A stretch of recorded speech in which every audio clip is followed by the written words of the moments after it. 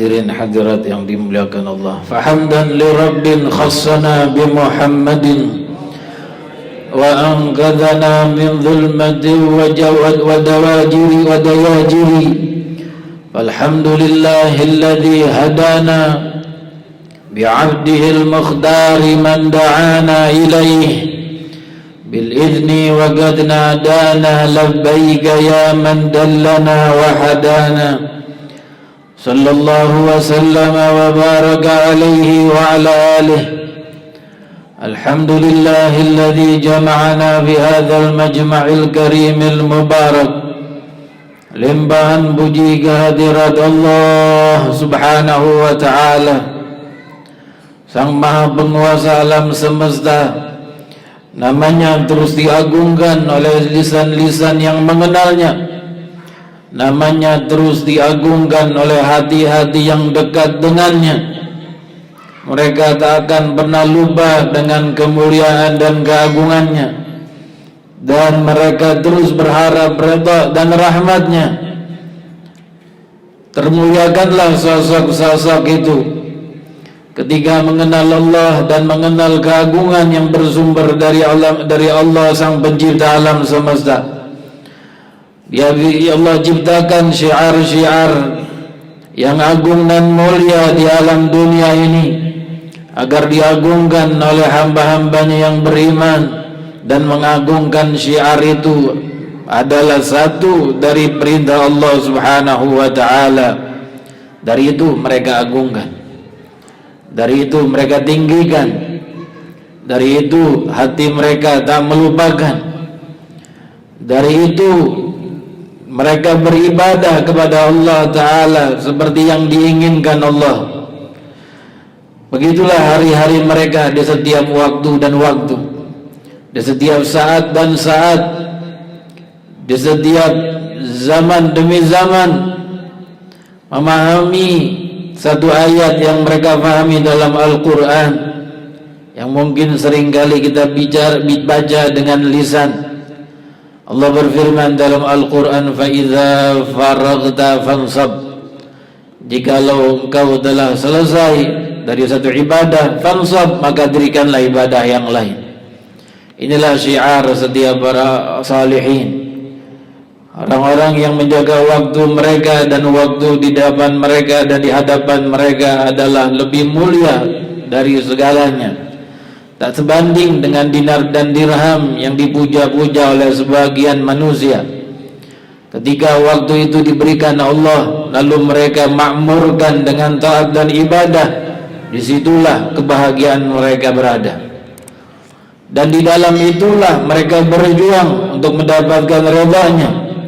Semoga aku dan kalian diberikan waktu yang barakah dari Allah Subhanahu wa ta'ala.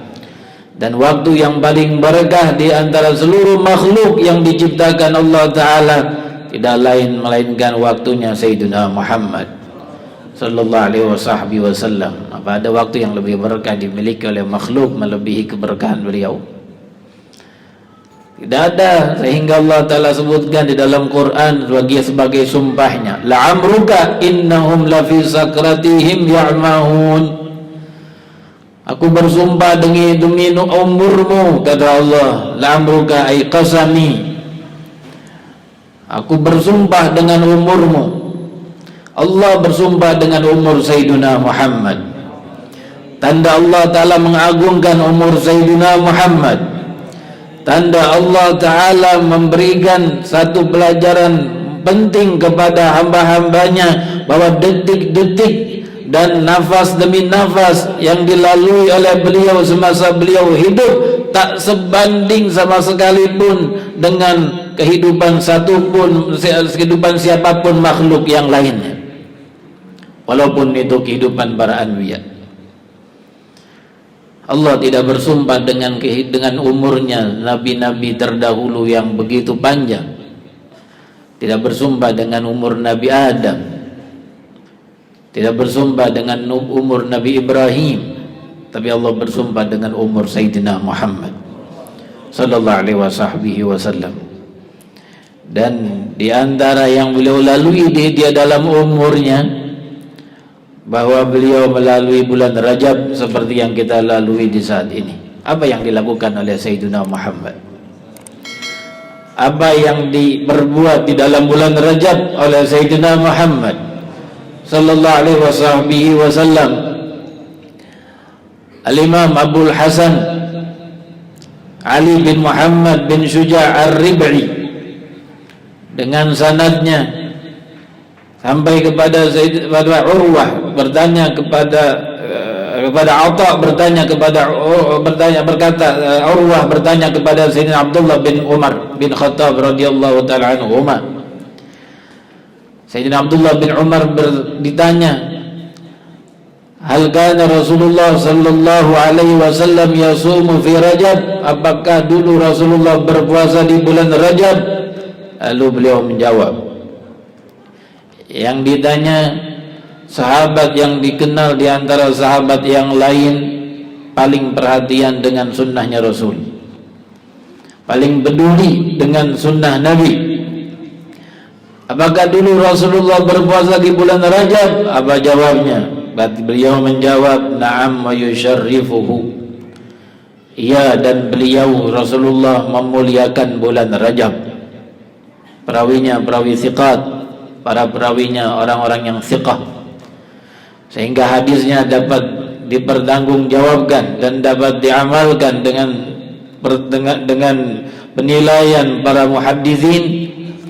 Ketika para perawinya orang-orang yang dapat dipercaya. Begitu disebutkan dan dinukil oleh Imam As-Suyuti dalam kitab Jami' beliau, dan di dalam kitab Kanzul Ummal pun disebutkan hadis ini. Maka beliau Rasulullah melewatkan dan mengisi waktunya di bulan Rajab dengan puasa di bulan Rajab. Lalu bagaimana keadaannya dengan para pecinta Sayyidina Muhammad? Bagaimana keadaannya para umat Sayyidina Muhammad? Apakah Rajab datang lalu sama kondisi dan keadaan situasi yang dimilikinya, yang dilewatinya di hari-harinya seperti bulan sebelumnya?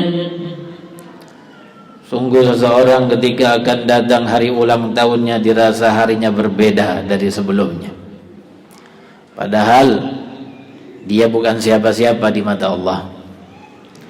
Belum tentu juga bahkan masuk surga, bahkan hanya biasa dapat berharap dari Allah masuk ke dalam surga. Kadarnya dan keagungannya belum tentu ada di sisi Allah Subhanahu wa ta'ala orang ini, tapi ketika akan datang hari ulang tahunnya sudah diingat bahkan sebulan lagi sebelumnya atau seminggu sebelumnya, apalagi satu hari sebelumnya, apalagi di hari haknya, akan beda. Tidak sedikit di antara manusia yang datang hari ulang tahunnya, rumahnya ramai dengan sanak saudara, rumahnya ramai dengan kerabat, rumahnya ramai dengan sahabat, dengan teman-teman, surprise diberikan. Kalau dia tidak merayakannya, maka dirayakan oleh kawan-kawan yang dekat dengannya, lalu menjadi kejutan untuknya. Kue disiapkan, tempat disiapkan, acara disiapkan, uang dikeluarkan, hanya untuk apa? Untuk menjadi bedanya hari itu dan agar terasa istimewanya hari itu di mata orang yang sedang ulang tahun. Padahal hari-harinya belum tentu diagungkan Allah. Ini bulan Rajab datang dan Allah Ta'ala telah menempatkan keagungannya bahkan di tengah-tengah Al-Quran. Inna iddatash syuhuri 'indallahi 12 syahran fi kitabillahi yawma khalaqas samawati wal ardh minha arba'atun hurum. 4 bulan haram yang Allah Ta'ala sebutkan dalam Al-Quran di dalam ayat ini dibedakan dari 12 bulan yang Allah Ta'ala ciptakan di alam dunia dari sejak dahulu, dan diperkuat keagungan itu oleh Sayyidina Muhammad. dipopulerkan kemudian keagungan itu oleh para pecinta Sayyidina Muhammad dari kalangan sahabat, dari kalangan tabi'in, dan terus sepanjang zaman mereka yang tergolong dalam salihin. Datang bulan Rajab, maka tidak mereka biarkan bulan Rajab datang dan pergi seperti bulan yang lainnya. Ini Rajabul Ashab, disebut Rajabul Ashab karena terlimpahkan rahmat lebih di bulan Rajab dibanding bulan yang sebelumnya. Dan aku dan kalian hadir di dalam bulan ini. Semoga Allah Ta'ala limpahi kita rahmat di bulan ini, lebih dari rahmat yang sebelumnya, lebih dari rahmat dan waktu-waktu yang telah lewat di umur kita. Amin ya Rabbal Alamin. Maka hadis tadi menjadi satu dari sekian dasar disunahkannya puasa di bulan Rajab. Bukanlah satu hal yang baru berbicara tentang dalil kesunahan puasa di bulan Rajab. Para guru, para muballigh, para da'i, para habaib, para jengan di Facebook, di YouTube, di pengajian-pengajian, di majelis-majelis sudah banyak menerangkan tentang dalil kesunahan bulan Rajab. Yang tidak mau mengerjakannya karena mengingkarinya, maka lakum dinukum waliyadin. Untuk mereka agama mereka dan untuk kita agama kita. Kata Allah dalam Al-Quran, kullun yamshi ala syakilatih. Setiap orang jalan di jalannya masing-masing. Tetapi setelah kita dengar hadis tadi yang mempunyai para perawi-perawi yang fiqh, sebelum kita ketika melaksanakan puasa sunnah di bulan Rajab telah mendahului kita sebelumnya Sayyidina Muhammad. Beliau berpuasa di bulan Rajab. Sayyidina Abdullah bin Umar bin Khattab radhiyallahu taala anhum waktu ditanya itu, kira-kira Sayyidina Abdullah bin Umar puasa sebelumnya atau enggak sebelum ditanya itu? Mustahil Sayyidina Abdullah bin Umar yang terkenal dengan sahabat yang begitu peduli dengan sunnah Nabi, kemudian ketika ditanya hal yang tersebut tentang puasa di bulan Rajab, apakah Rasulullah melaksanakannya, lalu beliau tidak melaksanakannya, mustahil. Lawang ketika beliau punya onta jalan bersama para kafilah dagang, kemudian melewati tempat yang dulu pernah dilewatinya bersama Rasul. Di tempat itu ada sebuah pohon, lalu beliau keluar dari rombongan, kemudian mendatangi pohon itu dengan ontanya, lalu ontanya kemudian dituntun untuk mengitari pohon tersebut beberapa kali, lalu kembali ke rombongan bersama yang lain. Ditanya, kenapa engkau lakukan itu hai Abdullah bin Umar? Kata beliau, dulu aku pernah di sini bersama Rasulullah dan aku lihat ontanya Rasulullah ngiterin pohon itu. Kalau ontanya diusahakan untuk mengikuti onta sang Nabi, lalu apa kira-kira Sayyidina Abdullah bin Umar gak puasa di bulan Rajab ketika tahu Rasulullah puasa di bulan Rajab? Ontanya aja ngikutin Nabi Muhammad. Apalagi beliau yang banyak dari waktu dan hidup dan umurnya dilewati bersama Nabi Muhammad sallallahu alaihi wasallam. Lalu al-Imam Syafi'i rahimahullahu taala, imam mazhab kita, yang fadilahnya dan keutamaannya tidak diragukan lagi. Ilmunya tersebar, bahkan tidak berlebihan kalau dibilang mazhabnya dan pikiran-pikirannya, ilmunya dipakai oleh sepertiga umat Islam di zaman kita. Al-Madhab Imam Syafi'i, mazhab yang paling banyak penganutnya sampai zaman kita ini. Yang ketiga datang malam, beliau bagi malamnya menjadi 3 bagian. Yang sepertiganya untuk ibadah, sepertiganya untuk ilmu, dan sepertiganya untuk istirahat. Mengistirahatkan tubuhnya dengan tidur itu di banyak waktunya, dan di beberapa waktunya terkadang beliau bahkan tidak tidur memikirkan sebuah hadis, memikirkan satu ilmu dari Nabi untuk mengambil banyak ilmu dari situ dan mengeluarkan dan mengistinbatkan ilmu yang lain. Al-Imam Syafi'i, di mana beliau waktu masih kecil ketika berumur 7 tahun sudah hafal Al-Quran, umur 10 tahun sudah hafal Al-Muwatta karangan gurunya Imam Malik, kumpulan hadis yang dikarang oleh Imam Malik. Dan banyak hal yang dibicarakan oleh Imam Syafi'i, zuhudnya, ilmunya, kedermawanannya. Ketika beliau sewaktu sedang masuk ke tempat tukang cukur yang kita sebut dengan barbershop ini, tempat tukang cukur, dan Imam Syafi'i masuk ke situ untuk mencukur rambutnya. Rupanya tukang cukur rambutnya nggak begitu kenal dengan Imam Syafi'i yang bernama Muhammad bin Idris Asy-Syafi'i. Ketika beliau sedang dicukur, dilayani oleh tukang cukurnya, Imam Syafi'i punya pakaian gak terlihat mewah, tidak terlihat sosok yang punya banyak duit, terlihat sosok sederhana dengan pakaian yang seadanya. Ketika sedang dilayani oleh tukang cukur, lalu tiba-tiba ada satu orang masuk, terlihat dengan pakaian yang seperti orang kaya, seperti orang yang banyak uang. Tukang cukur ini rupanya lebih melirik kepada orang itu, berharap bahwa kalau melayani orang itu dulu, nanti duitnya banyak kan dikasih, karena kelihatan orangnya banyak duit. Lalu datang orang itu dan masuk. Segera tukang cukur ini melayani orang ini dan ditinggalkan Imam Syafi'i yang sudah dicukur sebelah rambutnya. Kira-kira lagi dicukur orang begitu, ditinggal ya, sebelah botak, sebelah masih belum beres. Gimana ceritanya itu?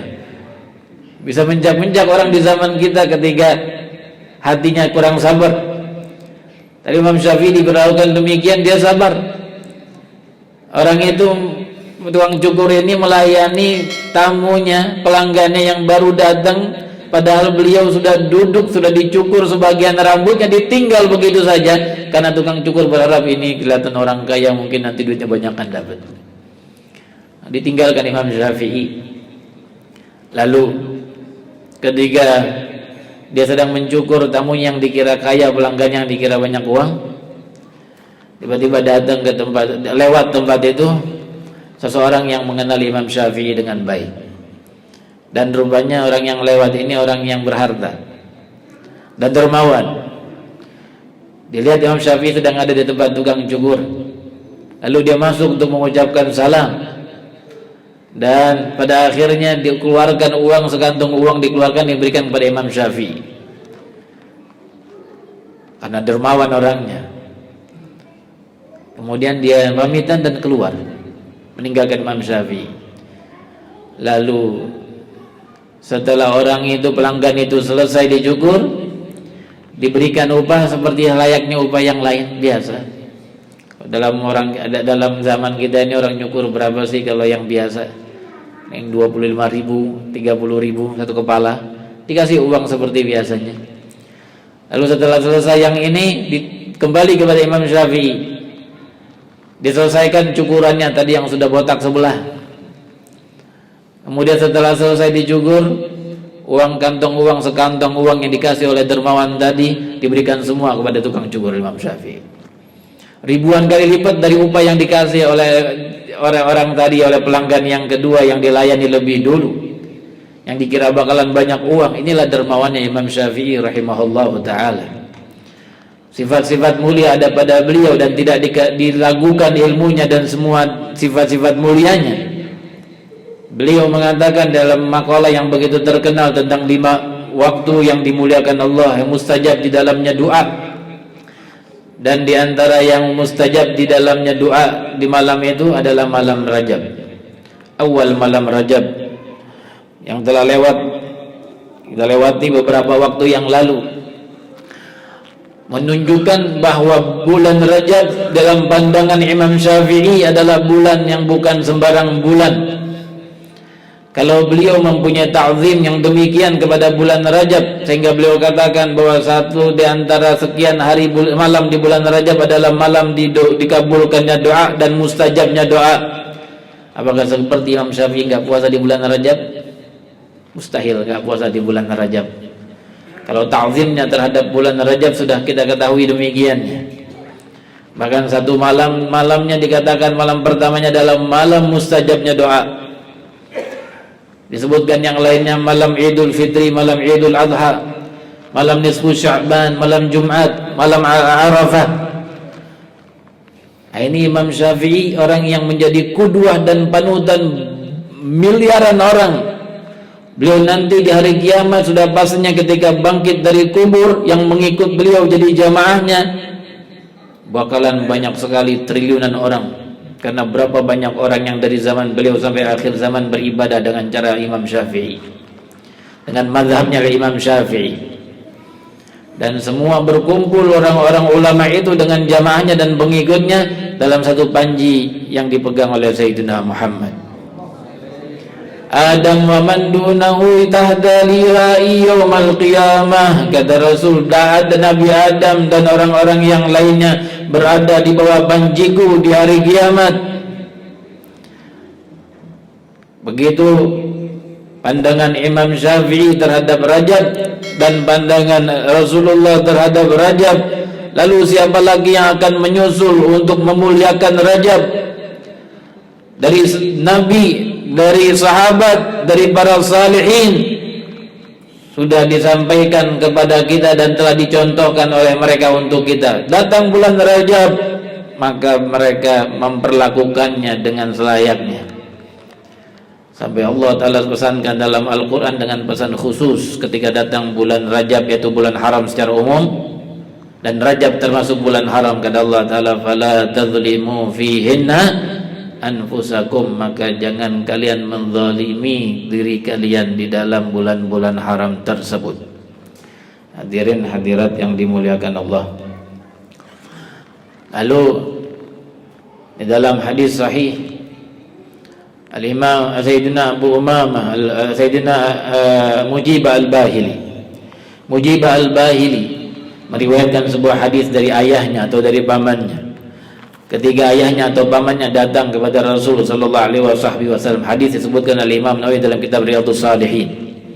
Dan Imam Nawawi dalam kitab Riyadhus Shalihin menyebutkan dalam muqaddimah, dalam pendahuluan kitabnya, bahwa dia sebutkan di dalam kitab Riyadhus Shalihin hanya hadis sahih dan atau hadis hasan.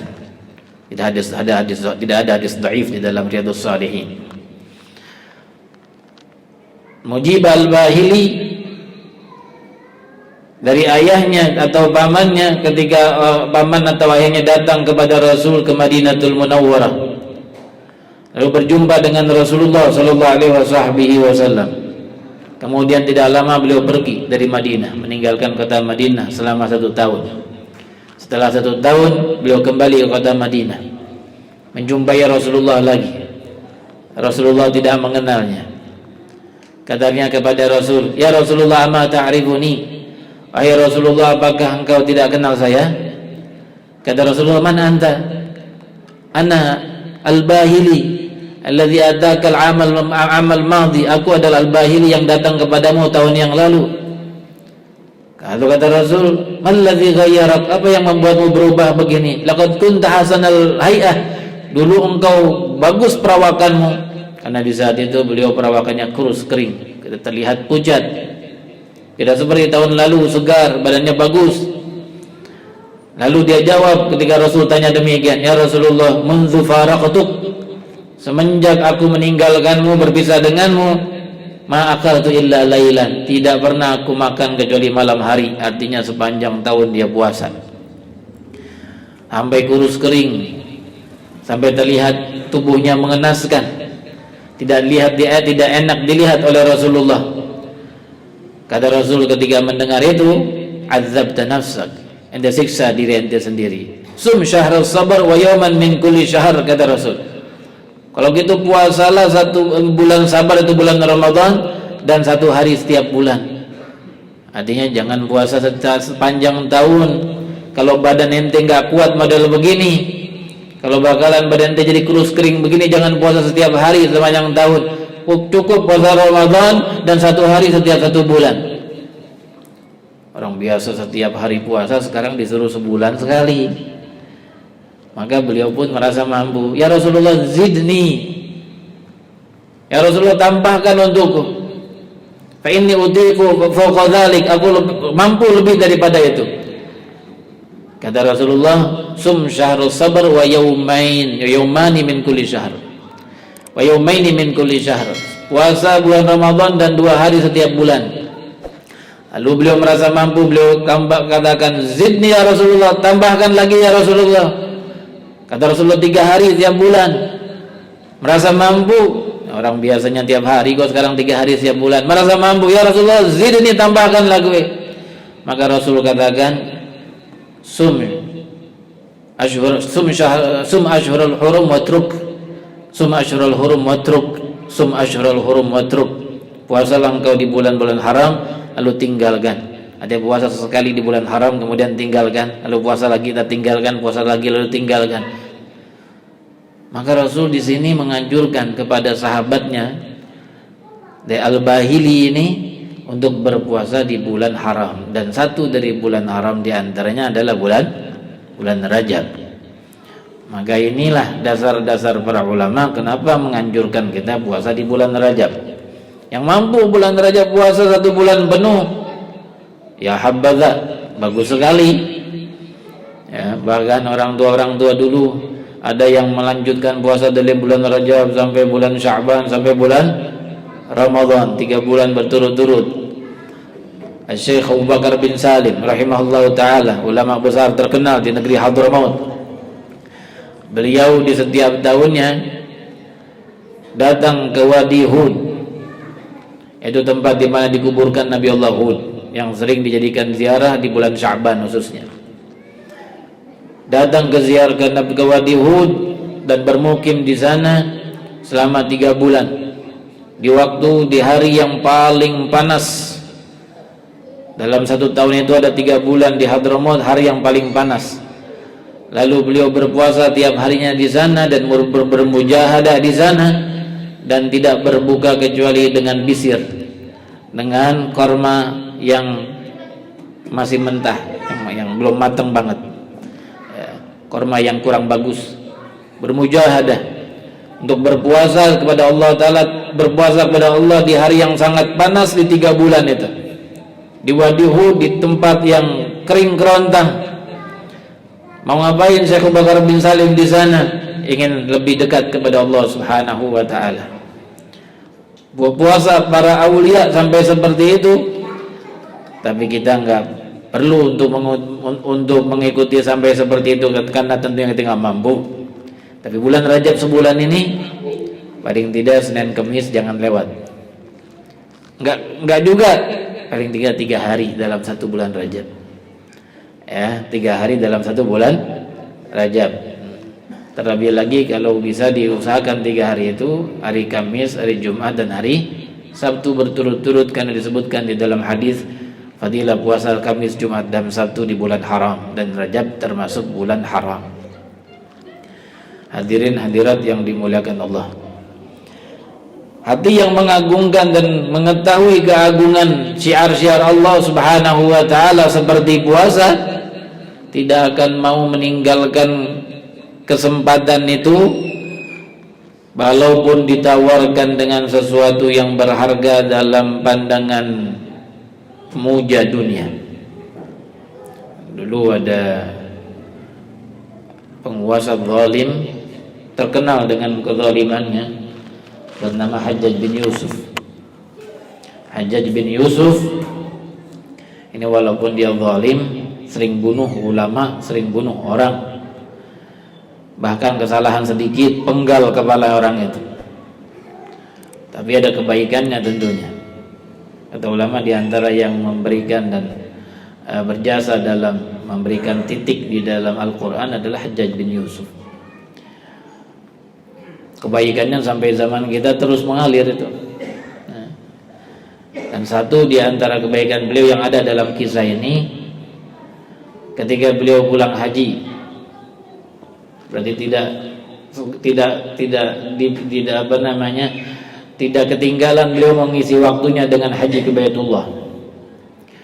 Pulang dari haji bersama para pengawalnya, melewati satu lembah yang kering kerontang, lembah padang pasir. Lalu dia dulu berhenti di situ untuk makan siang. Kita berhenti di sini, kita istirahat di sini, kita makan siang di sini. Gitu katanya, pada diperintahkan orang-orang yang ada sama dia. Diperintahkan pengawal. Lalu dijari ke sana kemari. Kemudian di antara gundukan pasir yang ada di padang pasir itu, dilihat di balik gundukan itu ada seorang yang sedang rebahan, beristirahat, menggunakan memanfaatkan bayangan gundukan pasir, dan dia mengambil istirahatnya di situ. Tidak ada orang ini, alhamdulillah ketemu juga orang. Ya, kalau nggak ketemu orang dia bisa dipenggal sama penguasa zalim Hajjaj bin Yusuf. Lalu dibangunkan orang ini, ditendang dengan kakinya. Bangun. Maka orang ini bangun. Orang terlihat kusam dan tidak bersih, kumal. Terlihat rambutnya pun demikian, tidak terurus, kotor, karena sedang musafir orang ini. Bangun, penguasa negeri sedang memanggilmu. Kata dia, ada penguasa di sini, tempat begini. Iya, ada Hajjaj bin Yusuf tidak jauh dari sini memanggilmu. Harus aku penuhi panggilannya? Harus, kata pengawal ini. Maka dia pun pergi mengikuti orang ini. Lalu ketemu dengan Hajjaj bin Yusuf. Ucapan salam, dijawab assalamualaikum. Salam warahmatullahi, dijawab salamnya. Silakan duduk. Ada apa Tuhan manggil saya? Lalu dia bilang, aku mau makan. Engkau menjadi tamuku siang ini untuk makan siang. Tuhan mengundang saya makan? Iya. Kata orang Badui ini, aku sudah menerima undangan yang lain yang lebih baik dari Tuhan. Ada yang lebih baik dari aku di tempat ini? Iya tentu Tuhan, ada yang lebih baik dari Tuhan di tempat ini. Siapa orang yang mengundangmu yang lebih baik dari aku? Allah mengundangku untuk berpuasa. Kau puasa hari ini? Ya, aku sedang berpuasa. Hari panas begini, tidak haus, tidak lapar? Tentu lapar haus, tapi Allah Ta'ala telah mengundangku untuk berpuasa. Aku berpuasa memenuhi undangannya. Lalu disediakan makanan. Ketika dia sedang ngobrol, tuh lihat makanan enak-enak. Batalkan saja puasamu, ganti yang lain puasa sunnah kan? Kata Hajjaj bin Yusuf begitu. Lalu orang Badui ini bilang, wahai Tuan, kalau Tuhan jaminkan saya bisa hidup besok untuk ganti puasa saya hari ini, saya batalkan puasa saya. Kata Hajjaj bin Yusuf, tentu saya tidak bisa jamin kehidupan seseorang. Kalau begitu saya nggak berani membatalkan puasa saya sekarang. Lihat, kata Hajjaj bin Yusuf, lihat tuh makanan enak-enak gitu. Udah batalin aja puasanya, dirayu sama orang ini. Makanan enak-enak di hadapanmu itu, batalin aja puasanya. Kata orang Badui ini, wahai Tuhan, yang membuat makanan enak itu bukanlah tukang masaknya, tapi yang bikin makanan enak adalah sehat walafiat. Betul nggak kira-kira? Orang kokinya hebat, koki internasional bahkan, kalau kitanya lagi sakit, makanan apa yang enak juga gak enak. Maka jawaban orang ini, walaupun terlihat orang Badui, ternyata jawabannya penuh hikmah. Ketika dia tahu keagungan puasa di hadapan Allah Ta'ala, dan puasa adalah undangan dari Allah yang telah disanggupinya dan telah diterimanya, dan itu kemuliaan dirinya ketika mendapatkan undangan Allah dan menerima undangan dari Allah, maka bahkan dia tidak rela membatalkan puasanya walaupun yang mengundang penguasa negeri. Apalagi yang mengundang cuma gubernur. Ini Hajjaj bin Yusuf penguasa negeri ini, presiden di zamannya. Apalagi yang mengundang cuma bupati, apalagi yang mengundang cuma menteri. Kalau yang mengundang penguasa negeri, dia tidak sanggupi untuk batalkan puasanya. Kenapa? Karena ada yang lebih mulia undangannya di atas semua undangan ini, undangan Allah Rabbul Alamin. Maka setiap kita ketika puasa di bulan Rajab, pada hakikatnya dia telah mendapatkan undangan dari Allah dan telah menanggupi undangan Allah. Penghayatan itu yang membuat seseorang hatinya lebih ta'zim terhadap syiar Allah Ta'ala, karena semua yang terjadi ini adalah dituliskan olehnya. Dan ketika kita berpuasa di bulan Rajab ini, maka Allah Ta'ala masukkan kita dalam golongan orang-orang yang akan dimuliakan Allah Ta'ala insyaallah di yaumil qiyamah. Semoga Allah Ta'ala berikan kita kemuliaan bulan Rajab. Allah isi hari-hari kita dengan puasa di bulan Rajab, dan Allah Ta'ala limpahi kita keberkahan bulan Rajab. Amin ya rabbal alamin. Kita akhiri majlis kita di malam ini dengan zikir. Semoga Allah Ta'ala terangi hati kita dengan zikir. Tidak ada ilmu, tidak ada amal yang banyak manfaatnya jikalau kosong daripada zikrullah, kosong daripada keagungan Allah, kosong daripada kewibawaan Allah, kosong daripada kemuliaan Allah. Maka zikir adalah sesuatu yang dapat melipat gandakan pahala ibadah, pahala puasa, pahala mengaji, pahala haji, pahala jihad, pahala sedekah. Seseorang ketika banyak berzikir, maka sedekahnya, pahalanya beda dengan sedekah pahala sedekah orang yang tidak banyak berzikir. Begitupun orang yang berjihad fi sabilillah, begitupun orang yang berpuasa, begitupun orang yang melaksanakan ibadah haji dan umrah. Tidak sama pahalanya antara orang yang banyak berzikir dengan orang yang sedikit berzikir kepada Allah Subhanahu wa Ta'ala. Dan Ia perintahkan kita dalam Al-Quran agar banyak berzikir. Kapanpun kita berada, dimanapun, dalam kondisi apapun, berdirikah kita, dudukkah kita, berbaringkah kita diperintahkan Allah untuk berzikir kepadanya dan mengagungkan namanya, agar hati ini tidak terlepas dan tidak menjauh dari Allah, agar hati ini terus terhubung dan terikat dengan Allah Sang Maha Pencipta yang mengadakan kita dari tiada, dan pada suatu saat Dia akan meniadakan kita dari alam dunia, memindahkan kita ke alam barzakh, lalu akan bangkit kita di hari kiamat untuk memetik buah-buah dan hasil-hasil yang kita berjuangkan di alam dunia berupa ibadah dan amal saleh, mempertanggungjawabkan detik demi detik, masa demi masa, waktu demi waktu di hadapan Allah Subhanahu wa Ta'ala. Faqulu jami'an ya Allah ya Allah.